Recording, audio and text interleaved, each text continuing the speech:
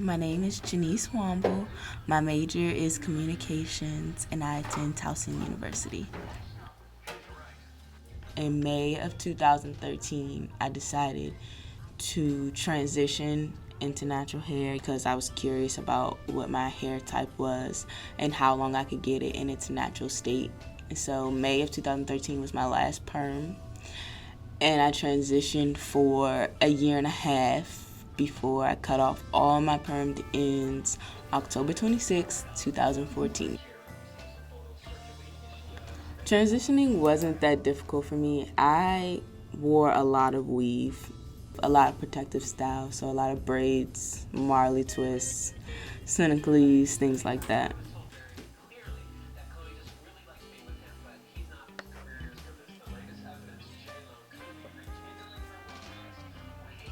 Most of my friends are natural. They have had been waiting for me to decide to go natural. My mom, she didn't really care too much. She was like, you're young, you can do what you want, just figure it out before you get a job. I think the biggest impact when I went natural was my aunt, and I told my aunt I was going natural, I was going to do my hair. And she was like, women in this family don't go natural. We don't do that nappy stuff. And I was like, well, I'm going to prove you wrong. And so to this day, I'm still proving her wrong.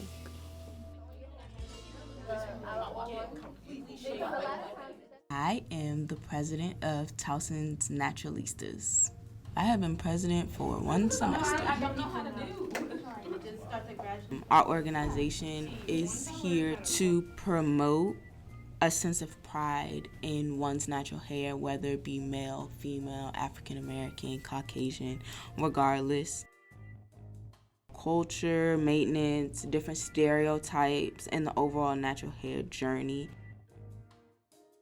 As president, I pretty much just oversee the club as a whole. I try to do equal parts for the whole executive board and not just be the big boss lady. I decided to become president to make a difference. When you see someone else with natural hair, you get influenced to, keep going with your journey and different things like that.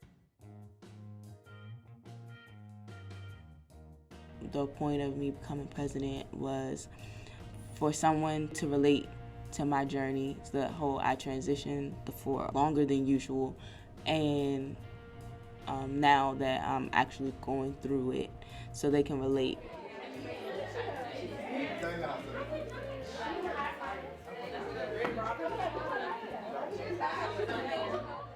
You put in your hair that completely strip your natural curl pattern, like not completely. Yeah, completely, like not.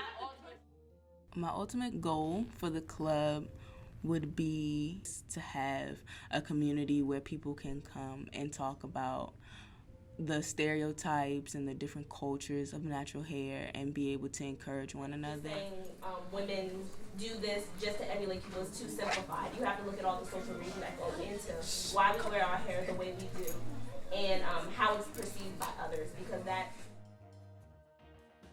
everybody's journey is different and everybody needs support, and so why not be that support for people who don't really have it, because not everybody is accepting to this whole natural hair thing, and so it's better to have a foundation where people support you and encourage you than to feel like you're all alone in a situation.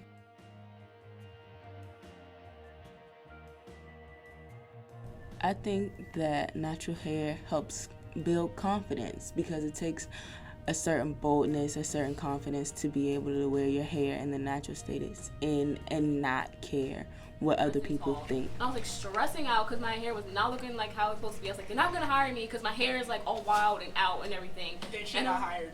Okay. I have never been afraid to wear my hair out.